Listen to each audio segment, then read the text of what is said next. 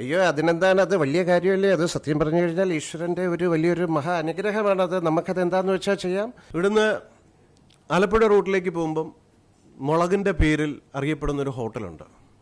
അതിൻ്റെ മുതലാളിയാണ് ഇത്. ലാലേട്ടനോടും ഞാൻ സംസാരിച്ചു.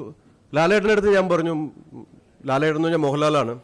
ലാലേട്ടൻ്റെ അടുത്ത് ഞാൻ പറഞ്ഞു, ലാലേട്ടാ രണ്ട് കാര്യം, നിങ്ങൾ ആദ്യം ഒരു കാര്യം സംസാരിച്ച് നമ്മളുമായിട്ട് ബന്ധം കൂടുന്ന സമയത്തുള്ളതുണ്ടായ ഒരു ഇൻട്രാക്ഷനാണ്.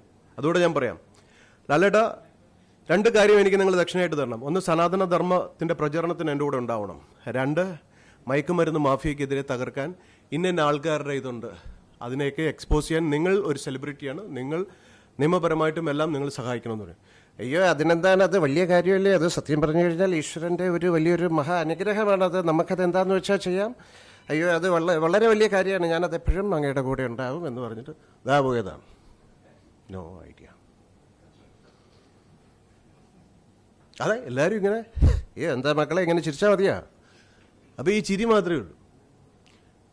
ഇവിടുന്ന് നേരെ അങ്ങോട്ട് ഒരു 10 കിലോമീറ്റർ എല്ലാവർക്കും ചേട്ടന്മാർക്കൊക്കെ മനസ്സിലായി ആരാണ്. റീലൊക്കെ ഇട്ട് പിള്ളേരെ കൊണ്ടുവന്ന് ഇതാക്കി കുറേ ബീഫും തിന്ന്, ചക്കയും തിന്ന്, മാങ്ങയും തിന്ന്, മീനും തിന്ന്. മനസ്സിലായില്ലേ ആളാരെ? ഇനിയിപ്പോൾ ഞാൻ പേര് പറഞ്ഞു കഴിഞ്ഞാൽ നിങ്ങൾ ചിന്തിക്കുക. മലയാളികൾക്ക് ബുദ്ധിയുള്ളതാണ്. ഒരു ബ്രെയിൻ ഗെയിമാണത്. ചിന്തിക്കും. പോലീസിനറിയാം 2 അക്ഷരത്തിലാണ് അയാൾ അറിയപ്പെടുന്നത്.